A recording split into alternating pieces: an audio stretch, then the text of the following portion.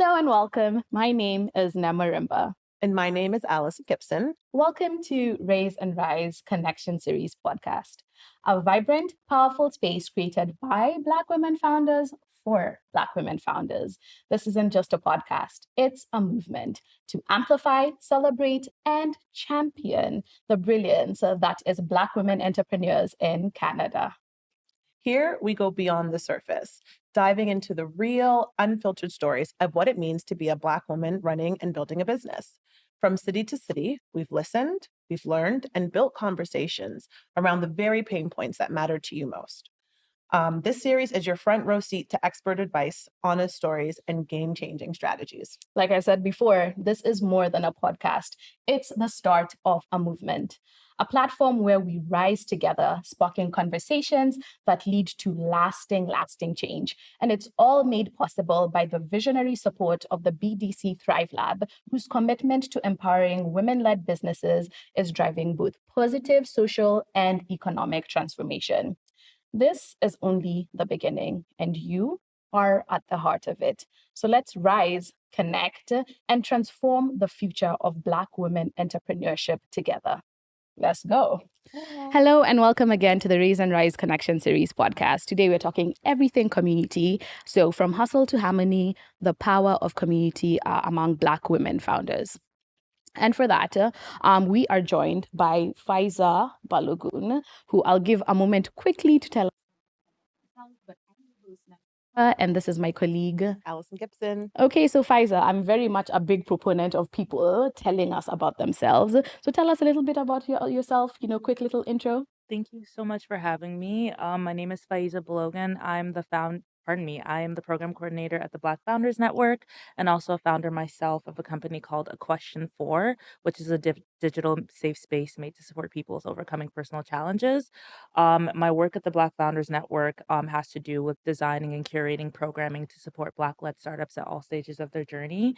And BFN is really big on providing capacity building, non-dilutive funding, mentorship, and just a whole host of things that are major value adds to Black founders. So, yeah. Great. Thank you so much for telling us a little bit about yourself. And then, my bad, I already messed up your name, Faizah.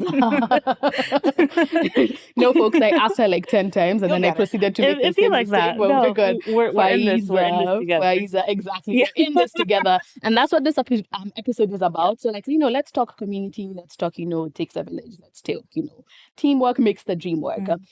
When I think about community, I think of a place of belonging. I think of a place of safety. I think of a place to be able, to come as you are. So for you, when you think of the term, when you think about community, what does that, mean to you in the context of supporting Black women founders? And why do you think it's so important? No, I definitely agree with the way in which you've defined it. It is really about finding belonging and safety. I think for me, community seen as a space where understanding is met and felt.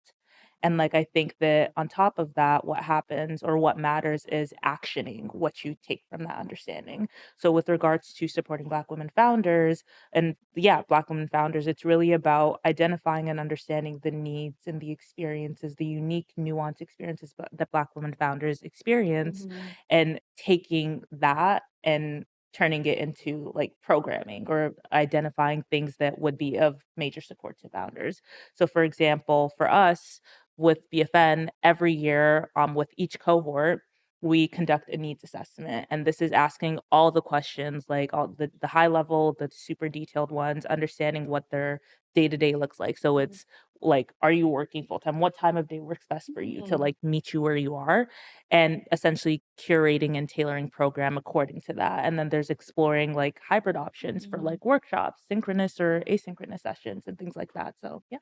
Understanding is met and felt. That one, I felt that one. It really landed with me. And actually, Allison, I'll pose the same question to you because I know you've been very actively engaged in your community. So when you think about community, what what shows up for you?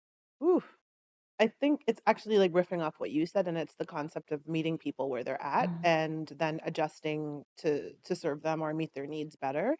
So for me, I always look at my community as kind of being not just the cliche, it's my backbone, because it is, but I really look at my community as one that shows up consistently for me. So I, in turn, need to be there and show up for them. And I think a really good example I can give of this is during the height of COVID. So, like 2020, we're all trying to figure out what's up, what's down. We have no idea what's going on. Things are rapidly changing and moving. And on one hand, we're dealing with just like our ever shifting new normal, so to speak. But the community, their needs didn't stop. Right. And at that time, I was doing a lot of work around food access and making sure people who needed food could get it. And that was probably the most crucial time when people, I mean, we experienced it going into grocery stores where it was like Hunger Games for toilet Yep. paper and all that foolishness. And But then the people who were food signs. insecure before were even more so at that time. So a really good example I have is at the time running a food business, we're realizing, okay, it's COVID, everything's shut down, we're all trying to figure out life. And we had fridges, not a fridge, fridges, like walk-in fridges and freezers full of food. And we're like, what do we do with this? We're not going to sell it. We're not going to eat it. Even if our whole team took home as much food as they could, we'd have a ton left. So I was like, we're going to give it away. Let's just give it away for free. And we did. We put tables up outside. We put signs up that said like free, take what you need, leave what you don't, stay healthy, out. And it was amazing. And people were coming and literally just taking like one of something or taking things for their neighbors and sharing. And that to me was such a prime example of how community mobilizes so quickly at a grassroots level, Yep. right? There's levels to this, like there is to anything. But for me, I love in like playing in that grassroots space because things just happen. There's like very little bureaucracy. There's no meetings about meetings to have a meeting about another meeting. It's like my There's a favorite. problem, just do. Can you tell that I love meetings? But it's like when people show up and they say, I need something, community acts. And that was my time to really act and to share what I had with others. And that's what I always lean into, regardless of what level, who I'm talking to, what space I'm playing in.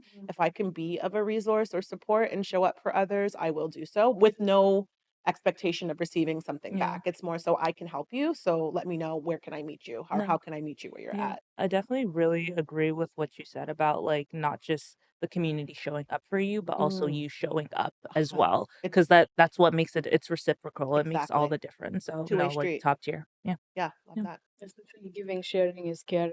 I love it. I love it.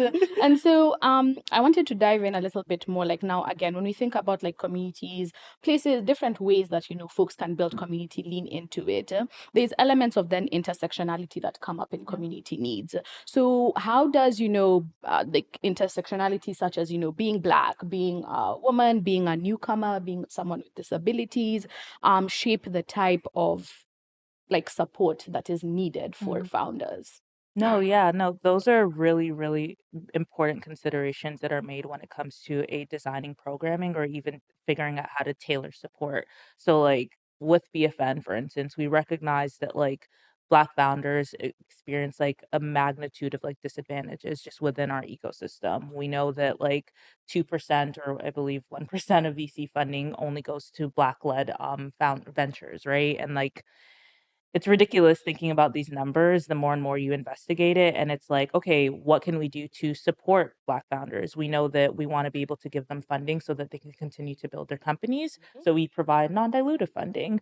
As it relates to supporting Black women founders, that's like another layer where it's just like your Blackness and then your womanness, right? So it's like, what can we do? How can we better understand those needs? And maybe it's understanding that there are time constraints because of childcare or family priorities or work priorities where like you are working a full-time job but you also want to build this company that has this significant impact. What can we do? Can we work around your schedule? Can we provide resources that you may not necessarily be able to access like right away?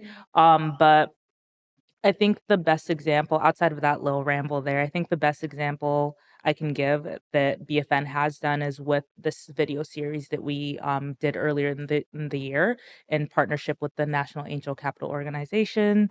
And essentially, it was a series dedicated to supporting aspiring Black women investors and entrepreneurs.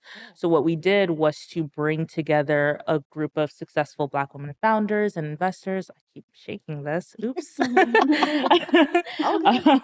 We brought them together and basically put together a series of questions to create this educational series so that we could provide this like resource to Mm. anyone that's aspiring to become an investor or entrepreneur, so that, hey, like, you may not necessarily be able to meet these people, like, I guess depending on where you are, but you're able to hear from them. You're able to like gather insights that they valuable insights that they would have for you to apply to yourself. So like, I think that with us understanding that there are these like nuanced challenges that are Yeah. experienced, we wanted to bring the support to founders where I they think are. that is like definitely one of those really like a great avenue like towards addressing maybe some of the gap that's there for like culturally competent networks, Mm, right? Right. And I can speak from my point of view, like as an immigrant. These things that I know, okay, when in Rome, like do as the Romans, but there's also like things that I'm like definitely needed like a bit of like a bridge, like to understand, get there, that kind of a thing. And I believe series like that, other different like, mentorship programs, intentionality insofar as mm, how design happens like for different programming helps like bridge the gap between like what I knew from my previous life mm, and how I knew things work and then what's coming now in the Right. future, and then the amalgamation of like the two, like keeping what I need, stripping away what I don't, and on the flip side also on this end, keeping what you need and like stripping away what you don't. Yeah, I love that. And you were mentioning the idea of like creating these spaces, communities, touch points, access points. But something that came up when Nama and I were, going across Canada, talking to different Black women about community, what it means to them, what would they like to see in a community. Someone brought up a really good point, which was it's some people don't even know where to start, mm, right? Some people don't even know that they have community. They don't mm. already come with this like True. pre-built like cheerleading squad, and they just feel so lost. And then this person like made this comment at an event, and then others in the room were like, yeah, like I don't have friends, I don't have family that I can lean into, I don't Mm, have a mentor. So I guess I'm curious to know your take on any advice or suggestions you have for Black women specifically who are wanting to tap into that like powerful resource that is community, mm. but they don't even know where to start. Like, where do they start? How can they find and then connect Yeah. with communities that they don't even know exist? Yeah, no, that's a really, really great question. And I think that, first of all, the desire to even find the community, it Mhm. acts as like, I guess, like a spark that can Exactly. lead you to finding these communities. And I also think that it's really about leaning into like your curiosity, right? It starts with, what industry are you interested in, and like what groups are available or I guess exist that touch on these like industry specific topics, or how do you identify? In this Right. case, it's, you're a Black woman looking to find connection and like meet with others, or even let's kind of like focus. It's like, hey, you're a woman, you want to find connections with other women. You look for groups that are focusing on supporting women, women professionals. An example that like I found for myself, like it was super random. Like I was at a point in my career where I was like, I don't know what I'm doing. And I really, really want some support or guidance. And like I just searched up women networking groups, and then I came across Monday Girl, Yeah. and like I was like, "Oh, okay." So I signed up, and then on Monday Girl, I was able to meet other like Black women on that group that like I'm still like friends with. Like I literally have a conversation with a woman founder, a Black woman founder, like tomorrow, talking about how our companies can collaborate and partner. And that was through just joining that one network. So I think it's just about really like taking a second to lean into your curiosity, identify like what you find is important, or like yeah, pick what you find is important and kind of like search a little bit about the resources available or the groups available that can kind of cater to those things.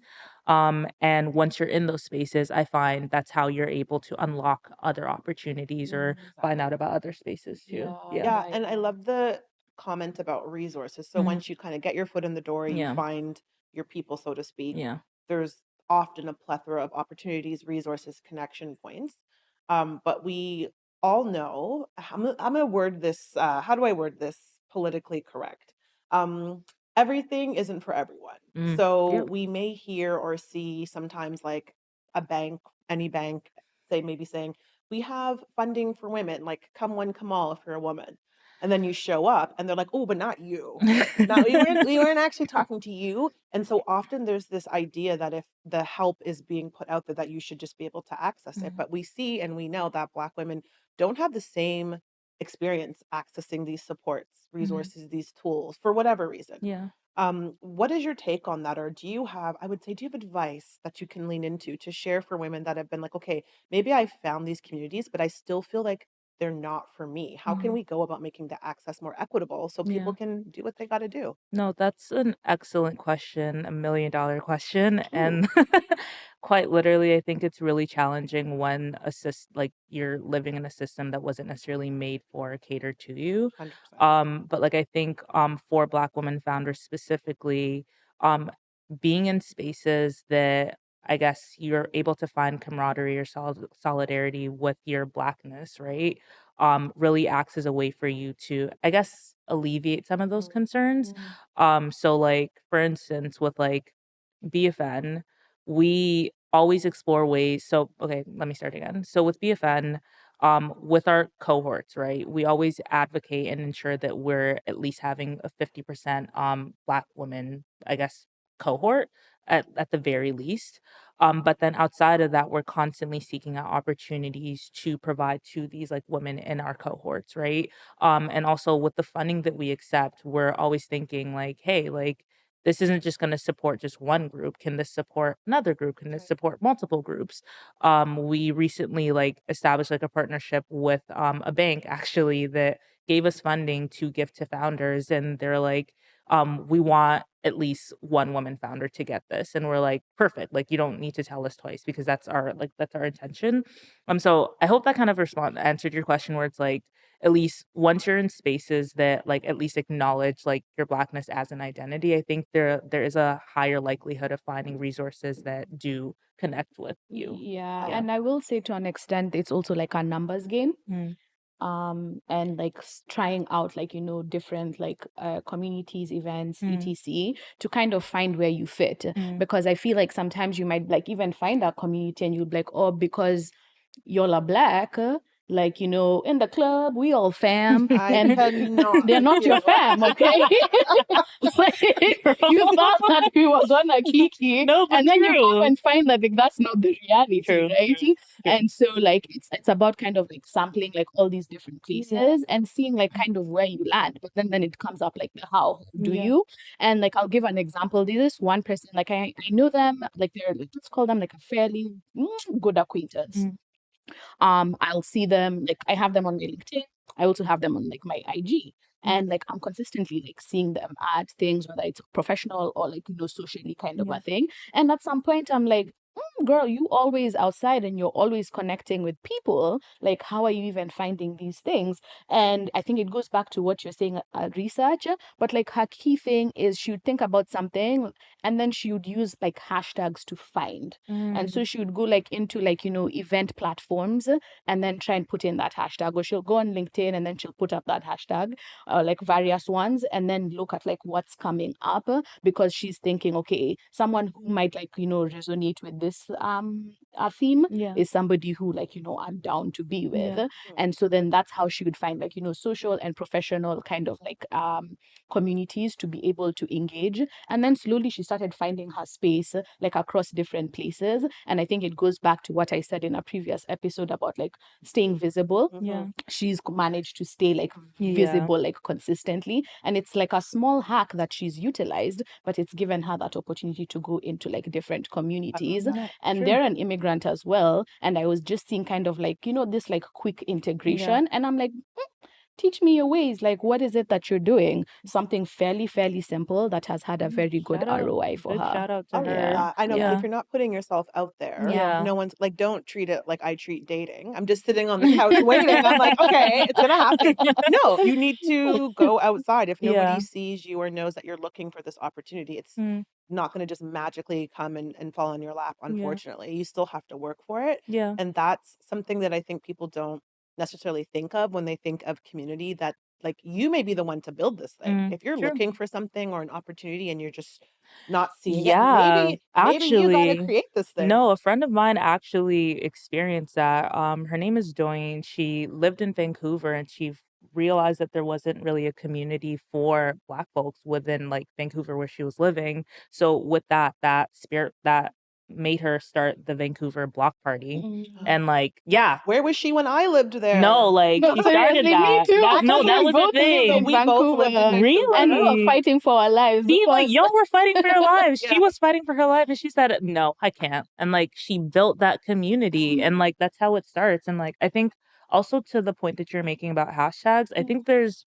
a big part on curating your algorithm to see the things that you want to see. So it's like, yes, you're doing the search, but then it's like if you're consistently engaging with content that like at least appeals to you, you're gonna see more of that. It's literally like the Pinterest effect. Like you pin something to your board, you're saving it, and then you see more things like that. yeah. The same applies with TikTok because like my TikTok is flooded with like events happening in Toronto. I think the only gap is like I need to actually go for those events. See, we got to get on TikTok. You got to go outside.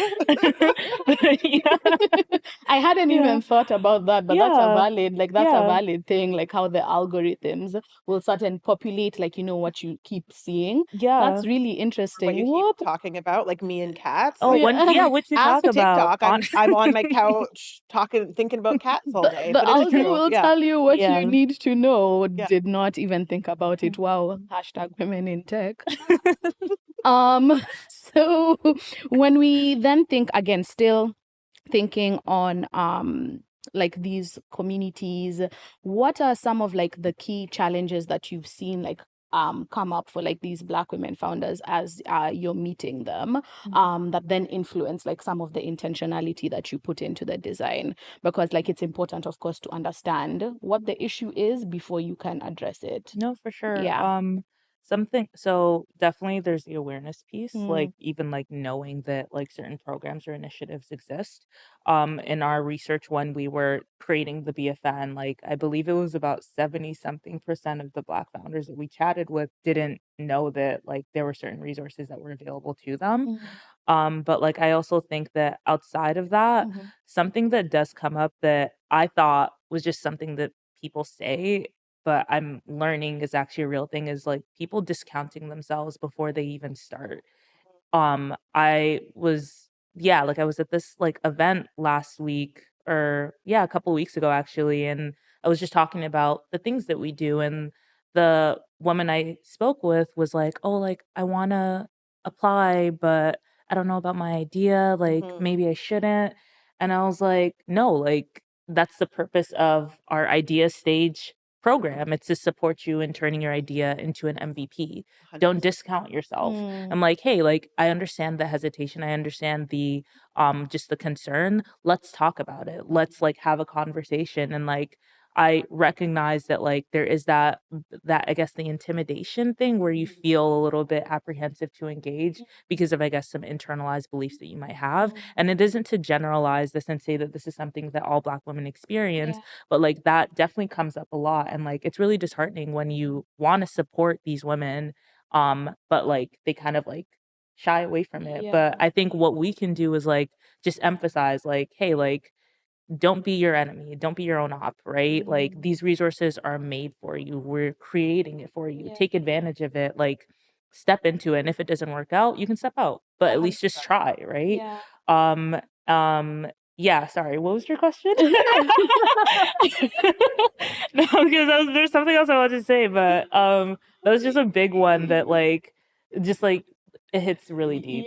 No, my question was around like some of like the barriers that people see, and I definitely see kind of everything that you're saying. I will say also like sometimes there's that like cultural like element. For example, I feel like for the most part, like I was to be seen, not heard. I run into like a lot of challenges where I'm like, oh, I have something to say, I have a question or whatever.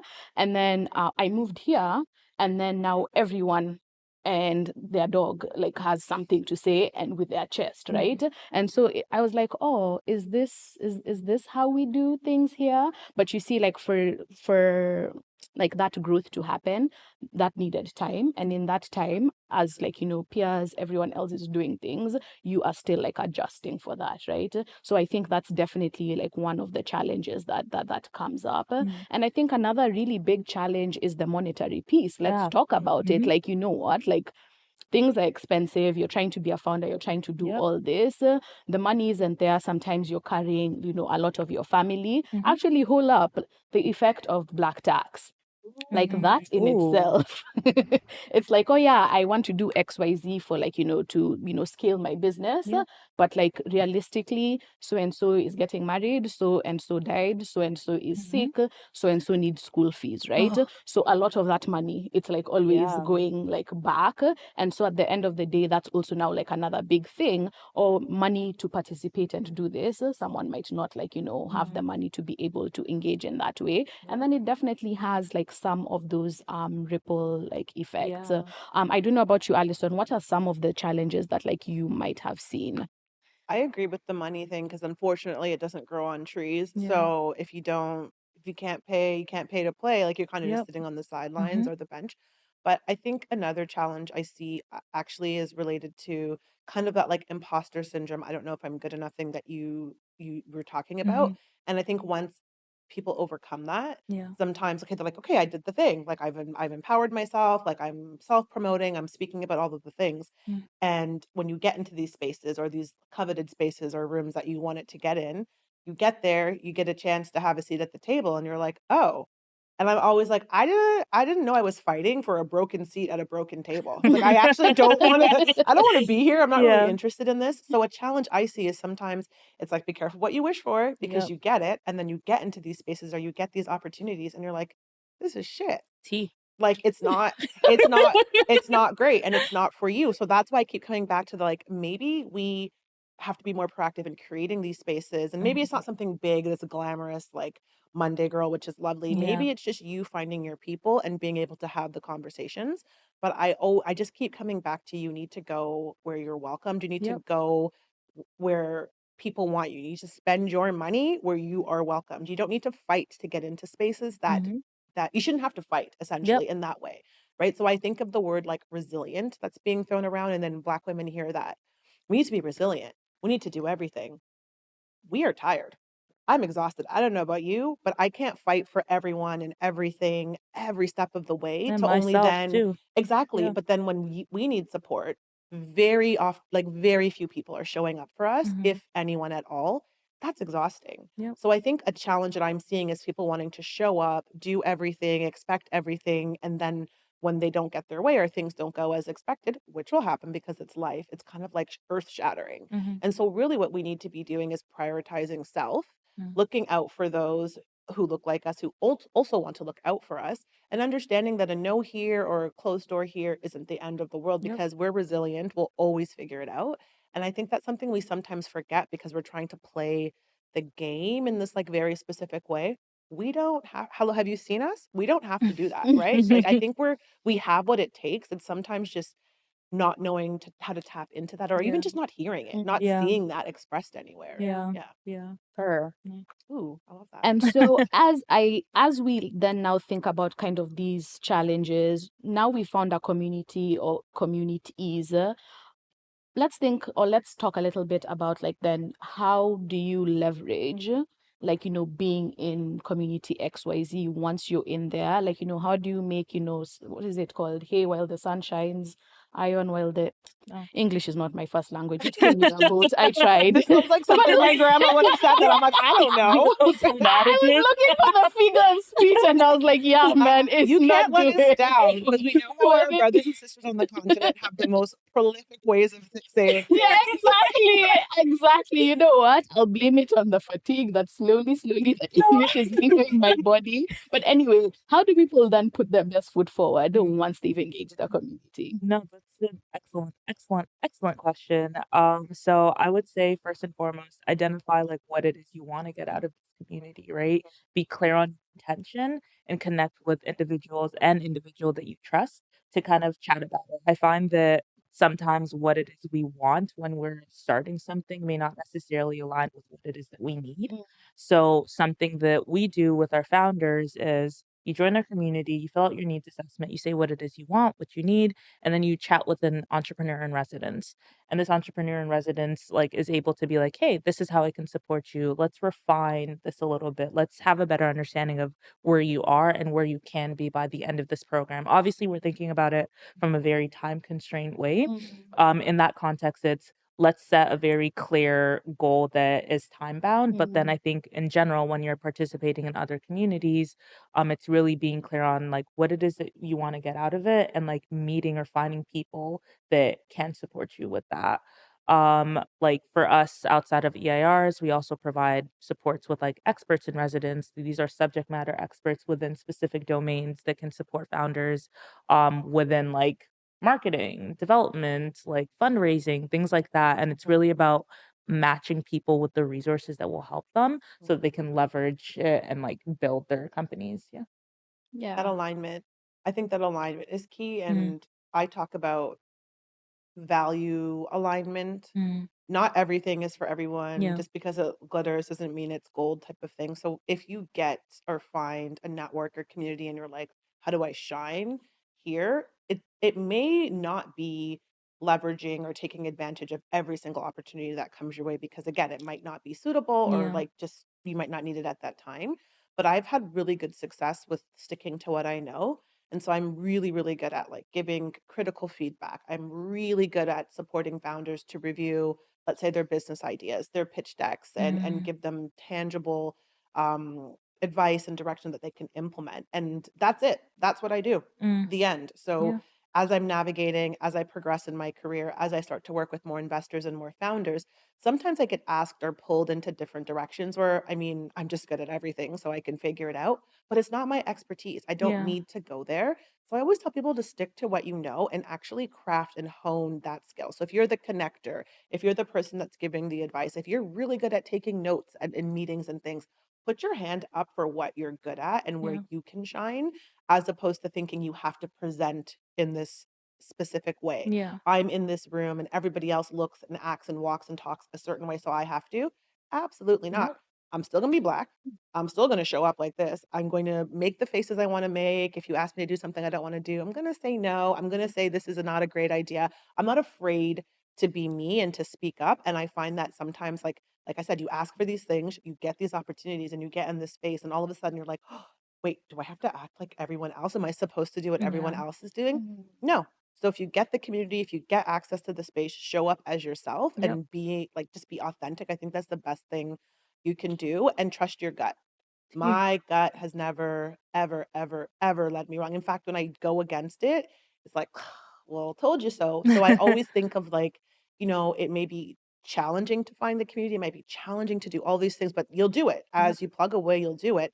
You can't lose your sense of self. Like you need to be true to yourself. Otherwise, you end up kind of just playing this weird game that we're tired. We don't have Yeah. time for. No, Yeah. agreed. Right. I think on the topic of identifying the value that you bring into a space, like I think there's leveraging that amongst your peers. Like there's so much value that you can get from like people also within the same stage or Yeah. whatever as you. Like their Good archetypes and point. like I guess after just seeing this past year's cohort, there are different identities or different individuals or founders that have so much to bring to the table and like to support like their peers and like themselves.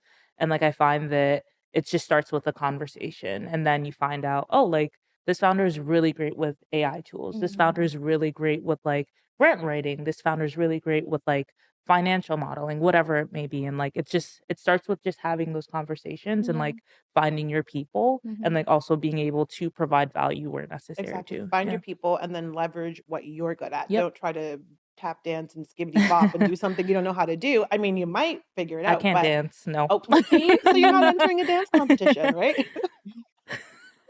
We chatted then a bit about like, finding your people. And I guess that ties in a lot, like, Mm, with shared experiences.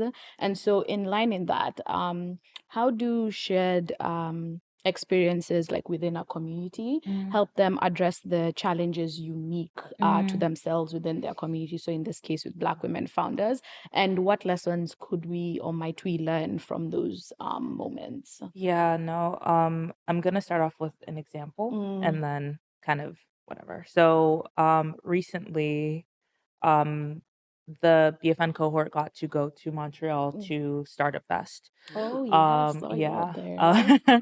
there. So within the group, we had houses. So we had the guys' house and then we had the girls' house.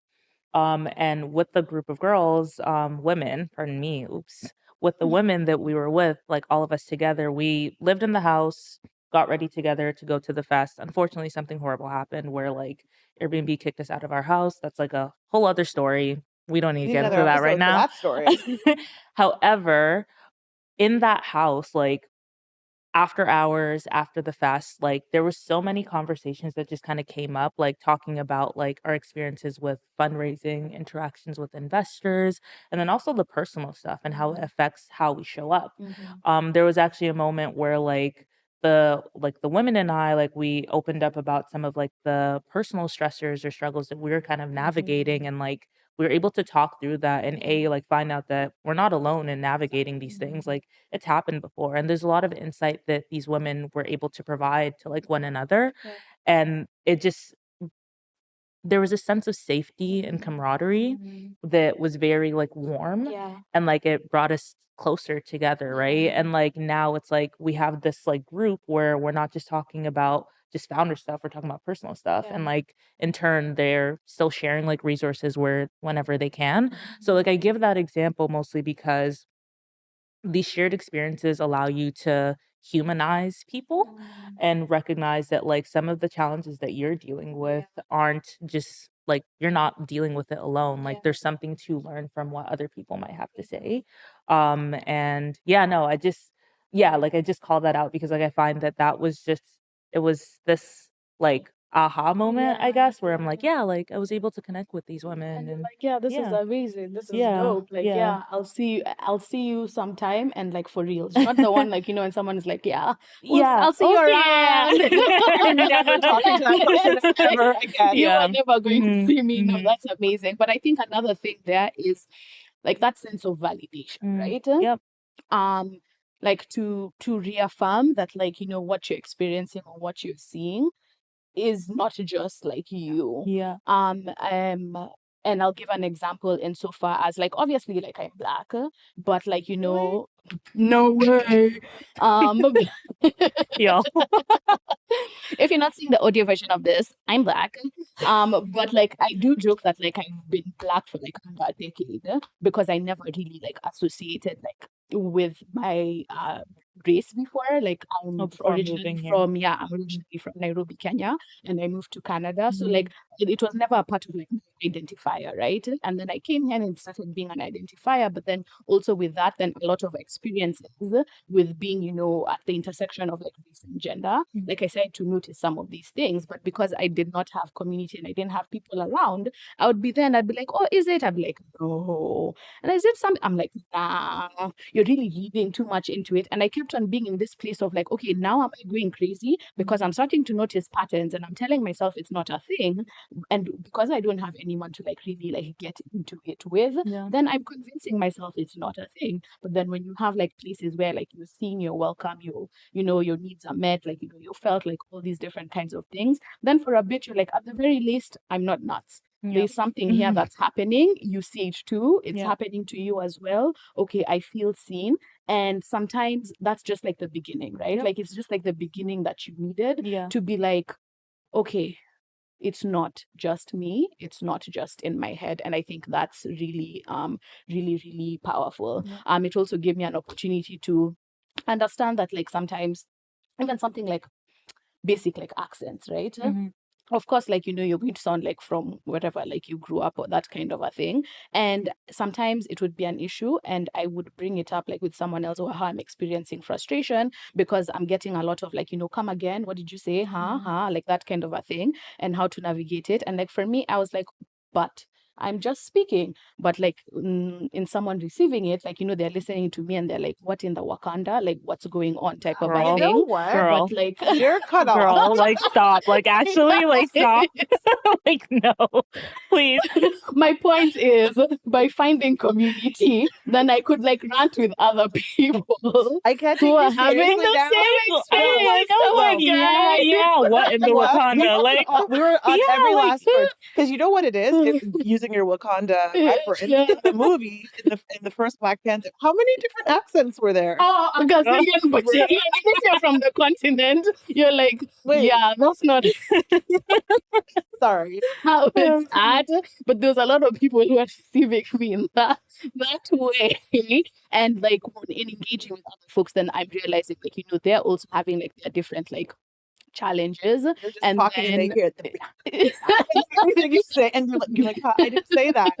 You're just showing up as exactly, yourself. exactly. Yeah. I'm showing up as myself now. If anything, I'm like, there's not a part of me that's like, okay, fine, completely change the way I speak. But then I'm like, okay, maybe sometimes I speak slower, which of course right now I'm not doing very great, but I'll take it from the top. I'll take it from the top. But yeah, definitely anyway, the TLDR is, I think, like some of those shared experiences do give like a sense of like visibility and help you feel seen. And while it might seem very small, it's like I think it has a So very big significant. impact insofar as how like trust and confidence is instilled, not just, in Black women founders, but in Black women leaders in general. Wait, Yeah. can I do something real quick? You I can need do to, whatever you like. I need to extend my cooking. Oh, Oh. I guess you're gonna sing for us. Love, Maybe dance. while she's extending her parking, I guess then I'll just like my next question, I'll pose it to you. And this is insofar as inclusive communities. And so what steps do you think, Allison, that communities can take to be more intentional about, addressing ableism and fostering inclusivity? Ooh, ableism. That Yeah. was my takeaway from our roadshow. Yeah. We just assume everyone find your community, do the thing. We just assume that everyone can do everything that we think is easy or you should just be doing.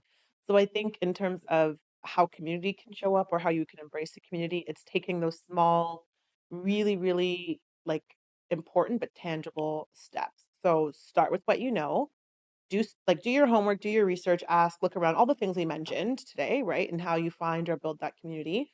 But start slow and stay in your lane, so to speak. So there's often this rhetoric of like, you need to be bold, you need to be loud, you need to go forth and trailblaze, which is true in many instances. But if you're not sure where to start, I don't recommend you like kicking the door down and like, I'm here, I've got it figured out, because you don't. There's nothing wrong with admitting what you don't know. And there's nothing wrong with asking questions. And that whole thing of like, there's no stupid questions, that's not true. There are stupid questions. However, when it comes to you as an entrepreneur looking for funding or even just trying to find your community, I actually don't think there are stupid questions. There are really there's nothing wrong that you can lead with to try and find your tribe, so to speak, and find like to get in where you fit in. So I always just recommend as like my parting words, just, take it slow, lean into your skill set, your strengths, take those baby steps until you're ready to take the big leap and don't bite off too much too soon. Cause I have stories for another episode, but I did that. The first time I was raising, I was like, I need $1 million. Where am I going to get this money from? I was successful in getting the $1 million, but I made every single mistake that I now like lean into to tell founders, like, don't do what I do.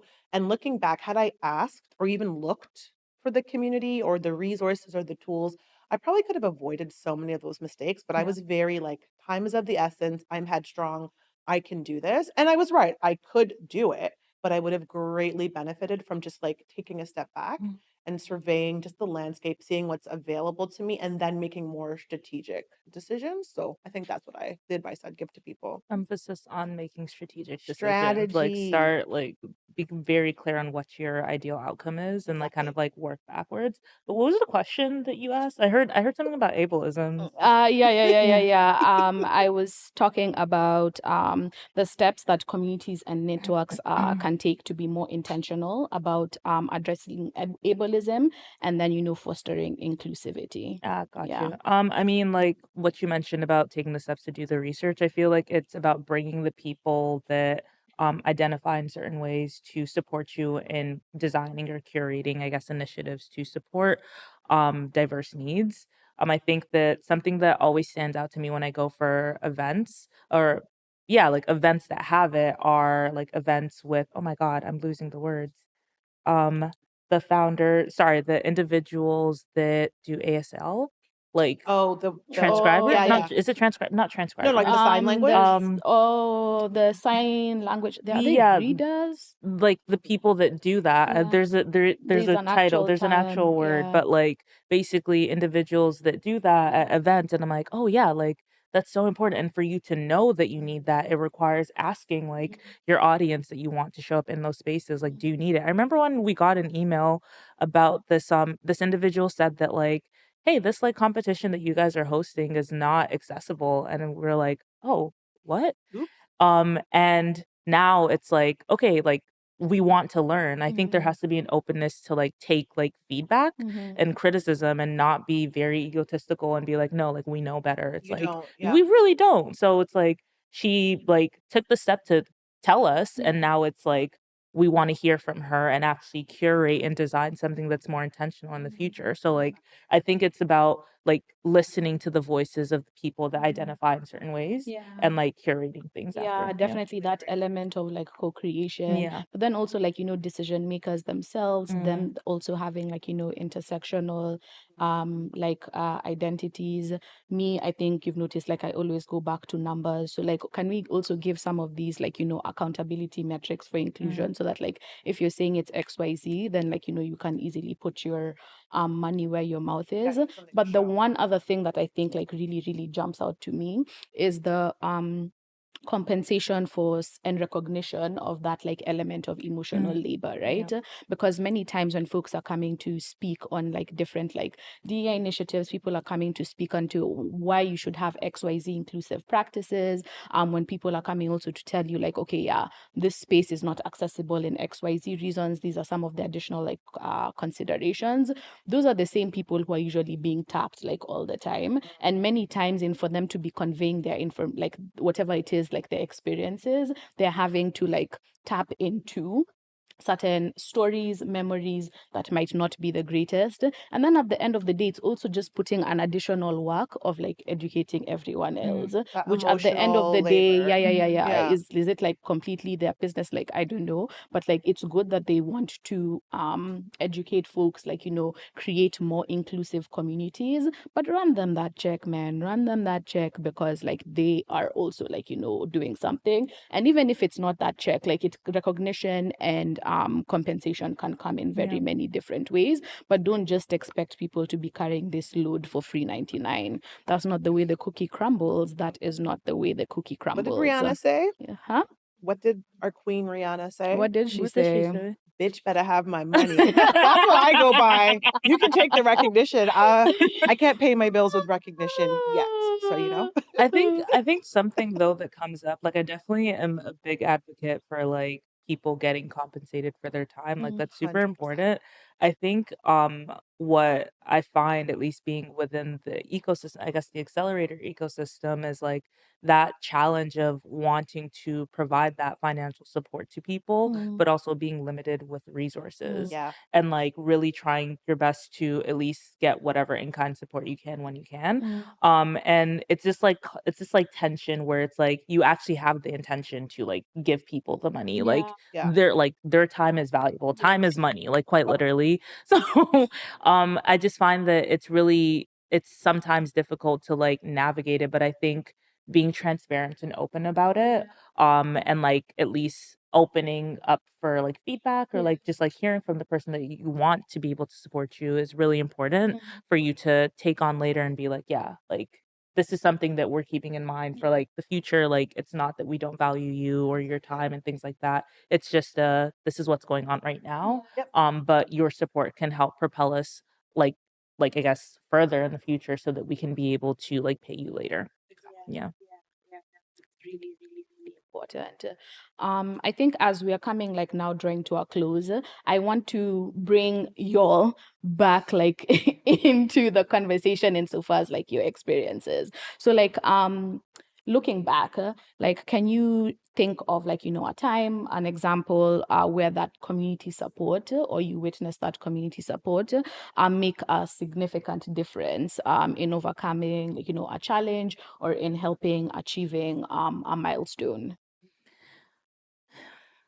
my gosh. And I guess, lol. Okay, while you marinate, I can We're go like, first. No, like you You're look like you're about to say what? something. no, Like I You're gonna- yeah, I yeah, have one. I have yeah, one. yeah. I have Okay. one, and it's deeply personal, but related to running, scaling a business as an entrepreneur. We know it's very challenging, but I'm in the thick of it, and I at one point find out that my mom, like, she's diagnosed with cancer, and she's like has very aggressive cancer. Literally, when she found out the diagnosis, we're like, okay, she's like not going to last very long, unfortunately, and she's my person. She's like my best friend. We're like super tight, and going into this, I was already, well, obviously, like, really upset. But then I'm like, I'm gonna have to do everything myself. Like, I'm thinking of running a business. I have 30 employees. I have all this stuff happening. And I didn't ever stop to think like I could ask for help. Mm. And I actually didn't. And funny enough, one of my best friends and I just went for lunch on Monday. And at the time we worked together. And we talked about at that time when we were working, it wasn't the most enjoyable employment situation for her, let's just say.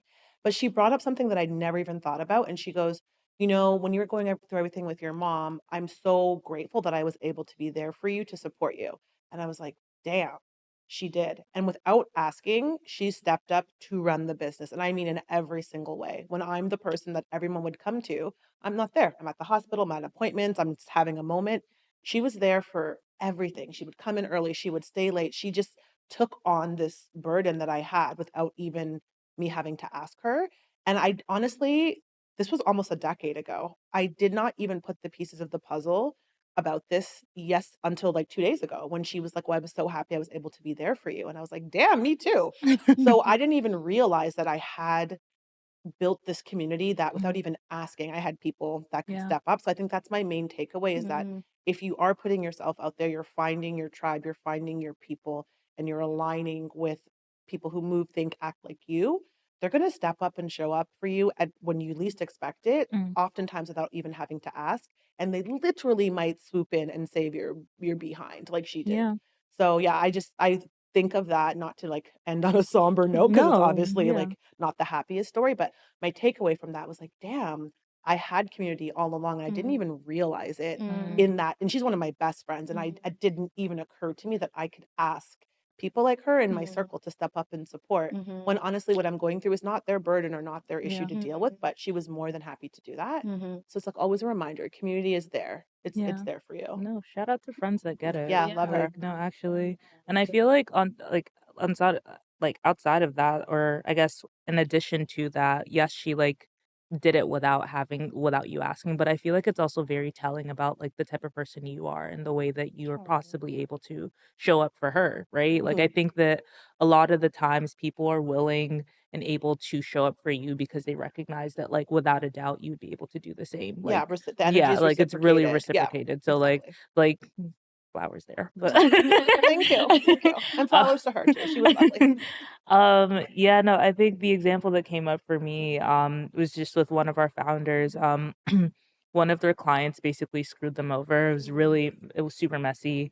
And they basically needed to pay like I think upwards of $1 million or something, like $1 million. thereabout. Like it was super messy. Like I don't know all the details, but client like screwed over or whatever, and they were in a tight spot and they had to do it within a really short period of time. This was also around that like startup fest period, and because of that, why are you looking? No, because I'm just thinking like you have to move for startup fest, you have to go and be doing all these startup fest things. Meanwhile, somebody's like, "Oh, you got $1 million that I need yesterday." Like it's just a stress. No, So like when you're it's saying in my pressure. face, No, I'm stressed. no. Just and my hairline is receding right now. See, I even lost my ears. Okay, sorry. Back to you. Pressure. Yeah, but no. Yeah, like it was super tense. Like he was like, "Yeah, we really need this like right away, or else X and Y consequences."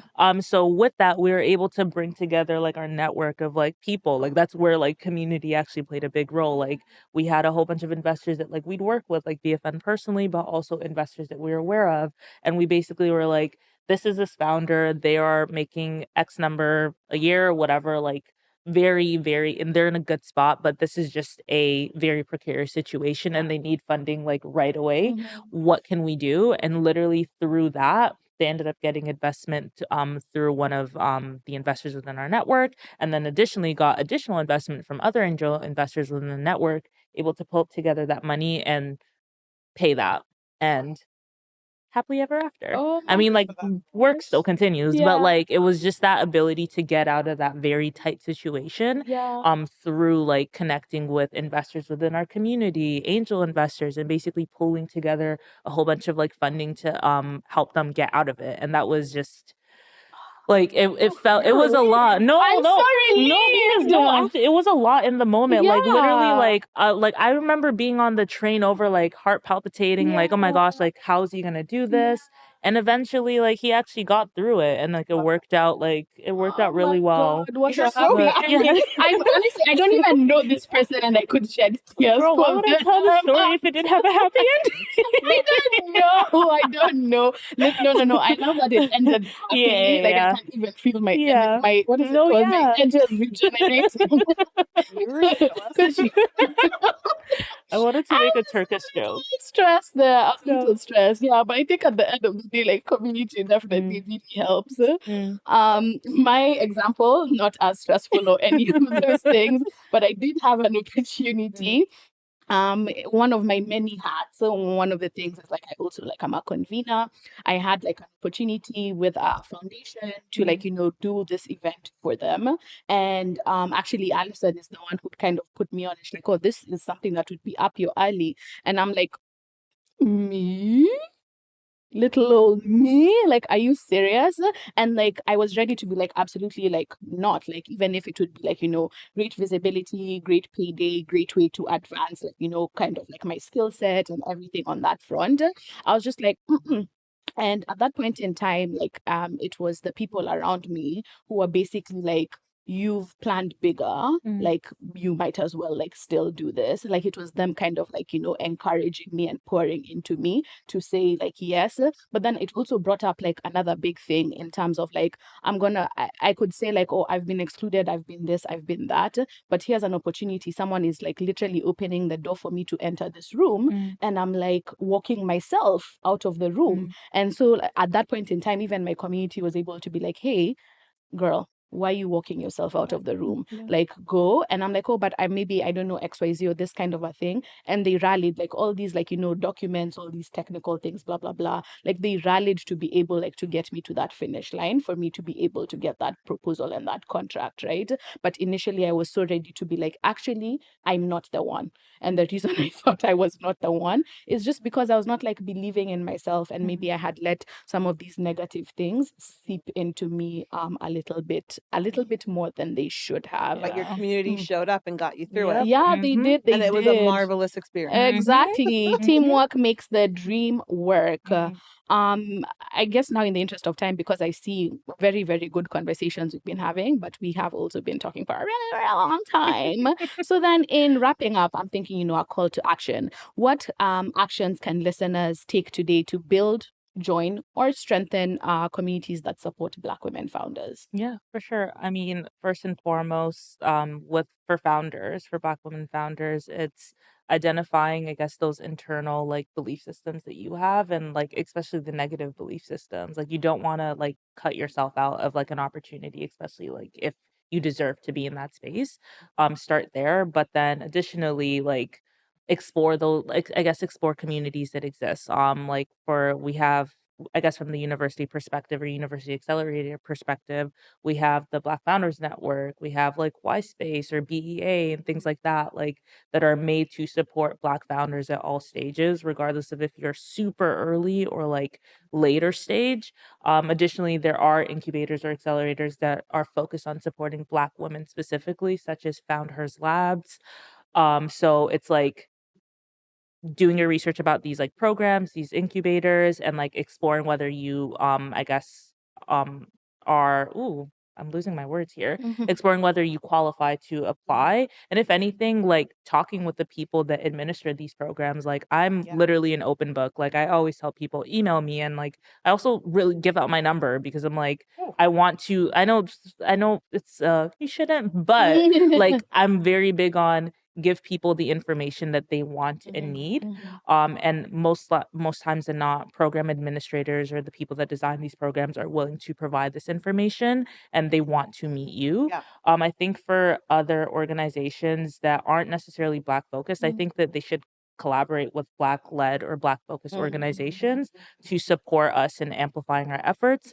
But also, I think it's also part of that thing on we can take the steps to propel founders further. But I think that it's like we need those allies to help us even. Like we want the people like in the spaces that we're not necessarily accepted in, we want those allies to speak for us, right? And like, yeah, like yeah. So Yeah, I love that. I love that. And like actually like speaking of allies, I would say, focusing on like, listening and learning because you can't know where the shoe pinches somebody, right? So you might have that like desire to be able to support, but prioritize like the listen and learning so that then you can co-create or like you can design with some of these lenses in mind. And that's actually one of the reasons like when we're like, okay, fine, let's do Raise and Rise and whatever, like Allison and I started by going on the road and talking to Black women founders across various cities in Canada to be like, okay, but like what are your actual pain points before we arrive at like, addressing what these, or rather before we arrive at how to address these challenges, we need to really understand where the challenges are. And then I think then the final thing then I would say to the allies is celebrating and showcasing achievements. I think at this point in time, I'm like a broken record, but I'm like, again, shout it from the rooftop, say it with your chest, like give that visibility where you can and don't tire, because then that's what creates that domino effect. Yes. Yes. I don't have anything to add other than trust your gut. Right? There we If go. it feels right, it likely is right. If it feels wrong, you don't need to be there. And community is what you make it, just like family, right? You may not have access to or be born into the best, quote unquote, best community. Find one that suits you. And if you can't find one, then maybe you're building it. Yep. Yeah. Great. And that I think wraps up this episode. That's all, folks. Wait, JK. Can I Don't do you a dare. little? Can I do? No. I was fibbing. I still have to do the whole close out, plug you, like that kind of a thing. And speaking of plugging you, if folks are looking for you, they're looking for BFN, where can they find you at? You can find us at BFN Community on Instagram or the Black Founders Network on LinkedIn. You can find me as Faizah Balogun on LinkedIn as well. And just an update, BFN is opening applications for our cohort-based programming in the new year on February 3rd. So keep that day in your calendar so that you can apply and at least put your foot in the door. But put your best foot forward, pull up to BFN. Yeah. Oh my God. Also, I'm so sorry. Specific to Black women founders. We're releasing the NACO series, the series for Black women founders and investors. So we're releasing that on March 7th, a day before International Women's Day. So International Women's Day is also my birthday. So, but yeah, we're releasing that so that you will get the resources and like I guess that knowledge and insights from all the lovely women that we got to interact with. So yeah. For context, we're talking about 2025. So man, if you're listening to this in 2027, sorry. I mean, a time machine or like, if it's still happening, I feel like, still continue to lean into that. So thank you so much for your time, for your thoughtful insights, for telling us a little bit more about your experiences. We've really, really appreciated having you here. And for you folks listening or watching us, please feel free to share this podcast with anybody else who you think might be able to benefit from this information and is excited to be part of the movement. Any parting shots, Allison, or are we good to close? Peace.